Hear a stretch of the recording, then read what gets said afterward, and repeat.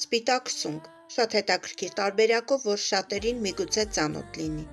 Արդյունքում դժվար է հասկանալ, սունկը խաշած է թե տապակած, բայց ստացվում է չափազանց համեղ։ Սունկը կտրատում ենք ըստ ցանկության, եթե մանր կտրատենք կստանանք ոսկեգույն տեսակ, իսկ մեծ կտորների դեպքում այն բոլորովին այլ յուրահատուկ տեսք է ստանում։ Ավելացնում ենք մի մեծ գլուխ սող, պարտադիր չէ այն մանր կտրատել, քանի որ եփվելու ընթացքում այն տրորվելու է և չի երևալու։ Չենք խնայում կարագը։ Լցնում ենք մեկ սուրճի բաժակ ջուր ու դնում մարմանդ կրակին։ Եփում ենք ժամանակ առ ժամանակ խառնելով, մինչև ամբողջ ջուրը գոլորշիանա ու սունկը տապակվի։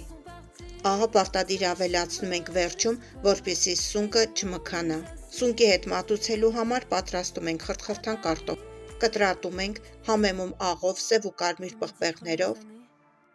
մի փոքր օսլա ձետ, ցիտրոն և սխտոր։ Ուղարկում ենք ջեռոց։ Ահա և պատրաստ է մեր ուտեստը։ Փորձեք և վայելեք, բարի ախորժակ ձեզ։